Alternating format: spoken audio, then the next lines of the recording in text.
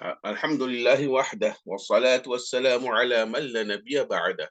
أعوذ بالله من الشيطان الرجيم. بسم الله الرحمن الرحيم. إن في خلق السماوات والأرض واختلاف الليل والنهار لآية لأولي الألباب الذين يذكرون الله قياما وقعودا وعلى جنوبهم ويتفكرون في خلق السماوات والأرض ربنا ما خلقت هذا باطلا سبحانك فقنا عذاب النار.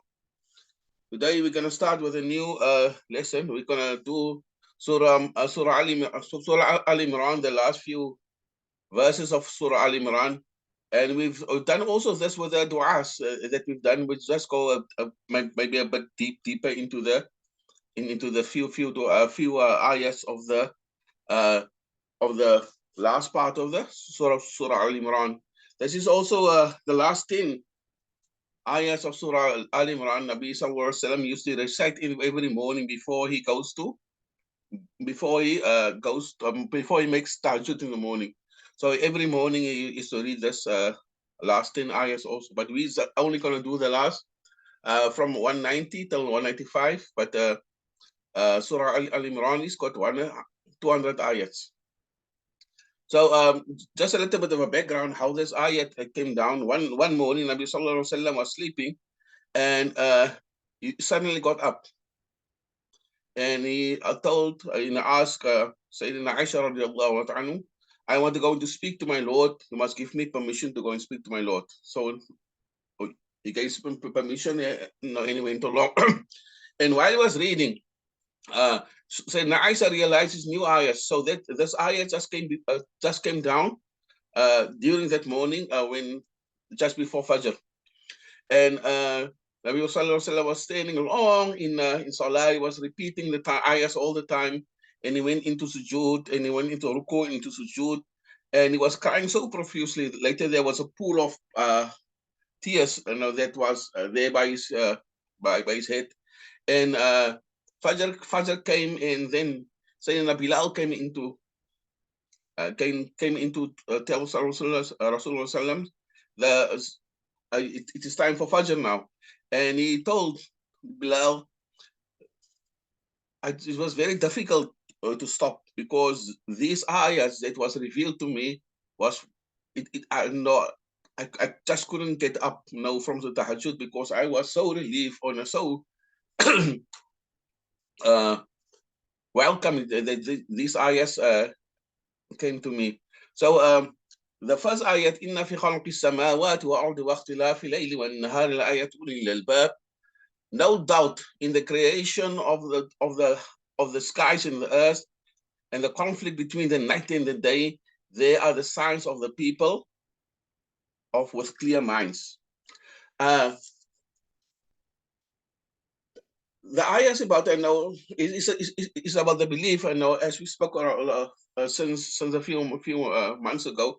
There are three things that has been constant from the beginning of the world. It is amanna, belief in Allah subhanahu wa ta'ala, the day of Qiyamah, and the need for us to get advice. So this is ayat, is linked into that thing to say Allah subhanahu wa ta'ala, there's no doubt in the creation of the skies and the earth, there are lessons for us.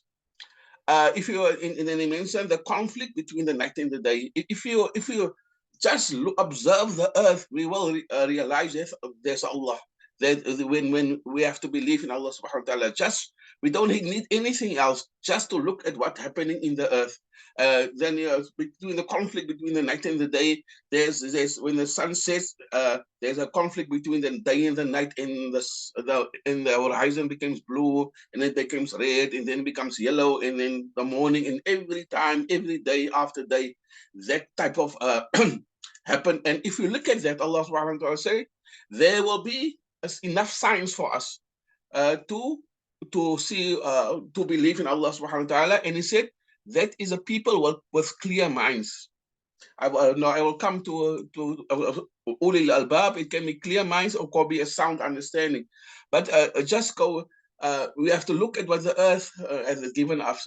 As I said, If you look at the skies, if you look at the sun and the wind will blow the pollen, and the pollen will go into the soil, and the soils will give plants, and, and then the wind will blow, and it will come with the rain, and the rain uh, will will feed the soil. So in everything that we can see outside us, we don't have to look any further. Just look at at the science, what is happening outside.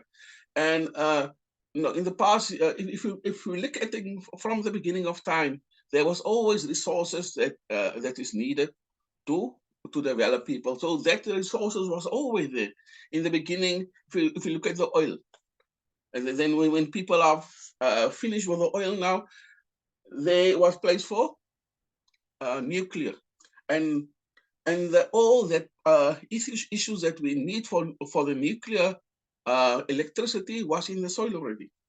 The uranium, and now in the face of clean energy and stuff like that, now people are using lithium.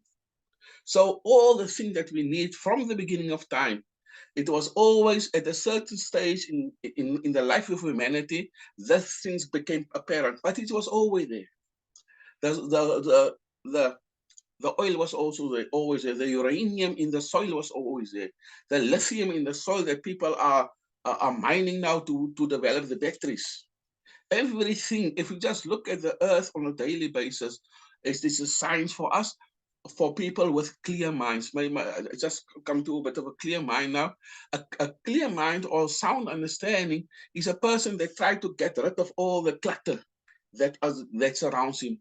Yeah, no, for me it's the same. If you ask me what happened in 1980 Olympics, I can tell you who's still holding the record for the 1,500 meters for women that was set in 1983 by Jarmila Krachilova. There's all that types of information that you know, but that information is of no use to you. So if people with sound minds are people that are focusing on the right knowledge in the right stuff, and not you have to when you have a clear understanding of a clear mind, you must be able to see the signs. You must be able to see the conflict between the night and the day. It is not something that happens outside. You have to observe and think about what's going on in the earth. So, in the second thing that I want to touch on is to say what is an ayah. It's not the ayat of the Quran. The ayat in this sense is a science. It can be something very powerful. And the ayat is one of the meanings of an ayat, and no, is a sign. But there's also other meanings of an ayat, like before, is something valuable. Now, if you indicate something is valuable, then it's like people found out that the lithium is in the soil to make batteries from. So that's a sign. That's just a valuable that we unearth in the soil. And there's something surprising, and there's something purposeful and very meaningful to us. That is a sign. If you observe the how the moon turns around the earth, or the sun of the earth turns around the sun, that we only realize now, but it was mentioned in the Quran a long time ago.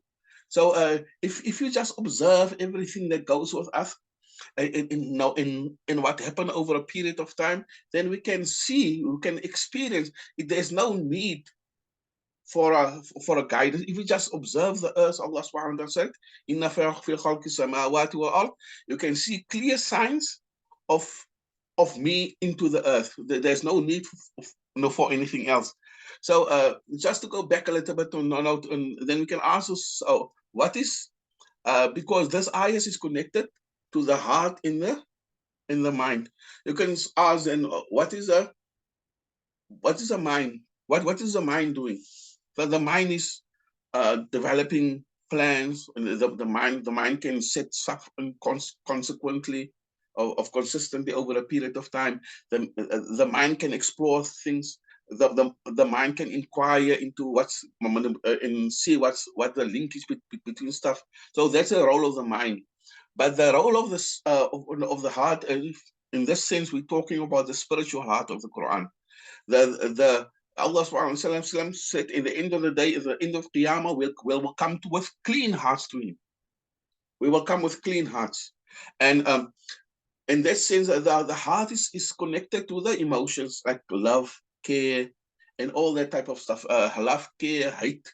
Though, no, sometimes the mind does not allow us to be a good people, a good person. So something it did something wrong, or you can use an analogy of junk food. You can people can eat junk food every day, and then when but with some when they tell him they not to eat it, so you don't know worry. You can tell him that the way they eat junk food, it will do this to your body, it will do that to your body. But people won't learn. But if there's a fear instilled in him to say, if you're going to buy one time more junk food, they're not going to take your money away. You're spending money. So the mind is not always making the right decisions. So there is some fear or some care you have to instill the person. But in this sense of the junk food example, you have to inspire fear in a person. To make him decide. So the two is not the mind and the heart is not exclusively working in one direction. It is complementing each other. So the more you work on your mind, there's also always a need to work on your heart all the time. So in there's much more examples of you can think about examples and as a takeaway maybe for next week. You can see what does the mind does not allow us to think, and I've mentioned it in the previous in uh, in in in the translation of the tafsir of Maghdub and Waladhalin. The one person, the Jews, they use their mind all the time, but their heart was hard, and so they could not interpret what was more important for them. They were one of the most brilliant people that lived on the earth, but their mind controlled the heart. And on the other side, the Christians, they will cry anytime. They will go into solace and they will do different type of stuff because their heart is soft. They cry easily, but they didn't use their mind. So that is a link up to غير المغضوب عليهم ولا الضالين. So we have to always be very careful on how we use our mind. But the mind must always be very careful, very appreciative of the heart.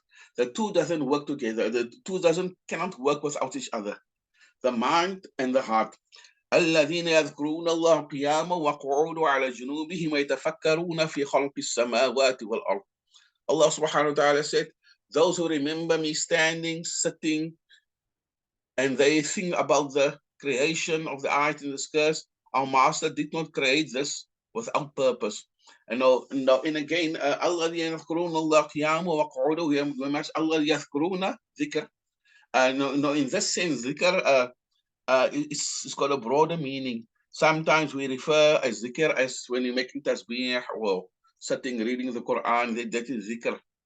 But in this broader sense, zikr means every ibadat, everything that you do good. So in this sense, salah and making zikr tasbih is part of this zikr. You remember Allah subhanahu wa ta'ala. You can remember Allah subhanahu wa ta'ala by making salah, or you can remember Allah subhanahu wa ta'ala by making tasbih. So in this sense, the zikr, it's got a broader meaning than just making tasbih. So Allah subhanahu wa ta'ala said, the people they remember Allah subhanahu wa ta'ala while they were sitting, standing, and they think about the skies in the earth. It's again, people are using the heart first, and then the second part of it, they are thinking about the creation. So the heart is much more important than the mind. وَرَبَّنَا مَا خَلَقْتَ هَذَا بَاطِلًا. If then the person came to realize, رَبَّنَا مَا خَلَقْتَ هَذَا بَاطِلًا. Master, you did not create this without purpose. Now, if you can observe everything, how the night changes and how the stuff that we're using every day, the tree was always there, but people start using the trees for furniture. There's so many other stuff. The sand was there, Now people are using it for concrete and to build houses. And so there's so many other things. Maybe no. As a takeaway of today, you must start thinking of what is happening, what you see outside in the world that got no purpose as it seems. But when you're looking at further, going a bit more deeper, you can see the value of something, the value of the tree. The value of the tree can create furniture for you.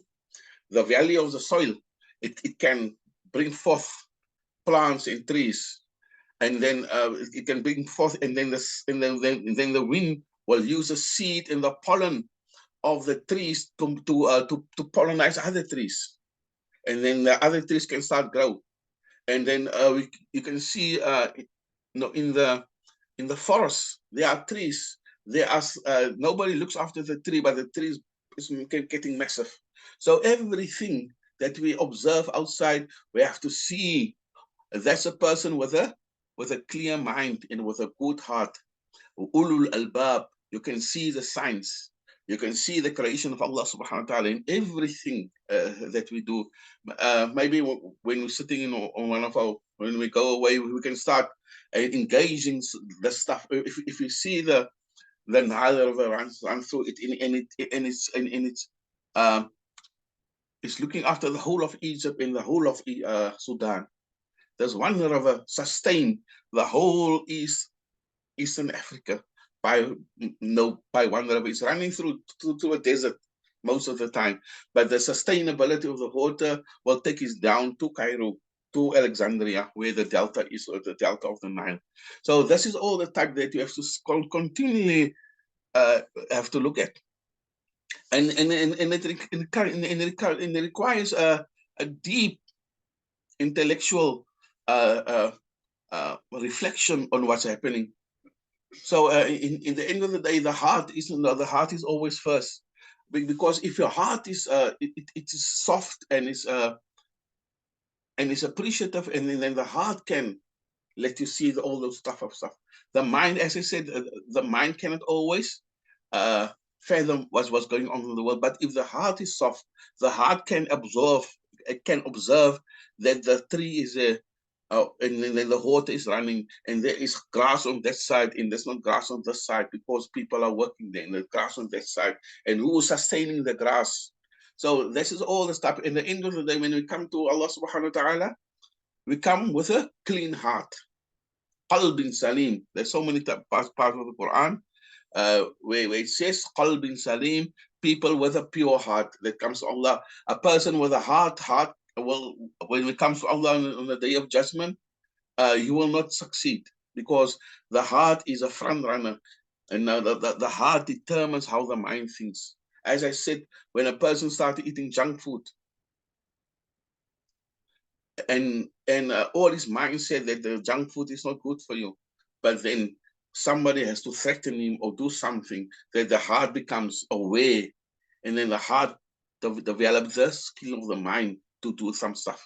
So the heart is also always on the front end, on how we operate every day. So inna fi khalqis samawati wal ard, if you look at look at the skies and the creation of Allah and the turn of the night in the day, we should be able to see the creation of Allah subhanahu wa ta'ala. We should be able, that should be enough to make us Muslims, to make us full of Iman, that there is a creator. This thing that was created, like the lithium and the uranium that was created millions and billions of years ago, and now it produces a service to people. So that's in everything. While you're sitting at work every day, while you're sitting in class, if you see something like a pot, but like a pencil, the inside of the, I don't know what's the inside of the pencil again, with lead. So if you are, if you just have the lead, people didn't realize that they can actually use lead and put something around it, and then they can start writing. It was first the ink that somebody developed the ink, or I don't know from what, but so all the stuff, everything that you pick up, everything that you can see, there was always the inside of the phone. All the ingredients of the inside of a phone are coming from the earth. And millions and billions of years ago, people didn't see the need for it. But when the need came, people discovered it by various means. But Allah subhanahu wa ta'ala can see it for the use of men in this world. Everything is supplied for them. There is no shortage of anything that we need to develop ourselves. Everything is outside there. There's some stuff that will still be founded in the soil somewhere, or in a mountain somewhere, or stuff that grows in the wild somewhere. There's still people getting remedies for people that are in the forest somewhere, in the Amazon forest. I saw a film one day of people. There was a certain ant in the forest. They put it into a uh, into a bowl of sugar, and the stuff then the people use the sugar to drink tea and cure those people. So that is the stuff that there's still stuff that will come out. There will still some sicknesses or ailments that we need in the future that is not being discovered yet. So everything that, even the tablets the chemical tablets that we have nowadays, it was a form of another natural product 50 or 100 years ago. So they took the elements from the natural stuff and make it into chemical tablets. So everything that are being used to heal ourselves was already there, and people use it in different sense. So everything that we look at, everything that we can, then we must use our heart and our minds to see, and then we come to our own conclusion. There's nobody, everything was everything that is on earth is for a purpose. And may Allah, if we don't see it, then may Allah protect us from the punishment. Exalted are you. You are the person that can lead us. There's no way that other than Allah subhanahu wa ta'ala that can make us realize what is in it. And if you then the ayah said, and protect us from the punishment of the fire. But he said, you are amazing, subhanaka, faqina. You are perfect. You are amazing. Subhanaka faqina adhab an-nar. You are amazing. You are amazing. Everything is built with a purpose. Subhanaka faqina adhab an-nar. And if you don't realize it, then protect us from the fire of Jahannam.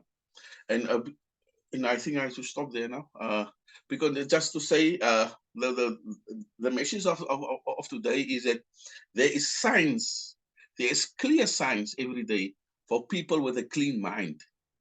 And the clean mind is starting with the heart. And there's everything that we have to look at, the signs or the people that have a clean heart, and then they can see the purpose. Everything is built with a purpose. Everything is there for a purpose, and everything that we will still need in the future. It hasn't been found, but there's a purpose, maybe for a grain of, for a part of the soil that is lying outside here, or for a plant that is growing in our garden. It will be used in the future to heal people and for the advancement of humankind. Maybe there's some plastic lights around there that people will still use in the future, inshallah. Walhamdulillahi Rabbil Alameen. بارك الله في ولكم في القرآن الحكيم ونفعني وإياكم بالآية وذكر الحكيم. أقول قولي هذا أستغفر الله ولي ولكم ولسائر المسلمين فاستغفروا إنه هو الغفور الرحيم. Did it record? Yes, yes. Record.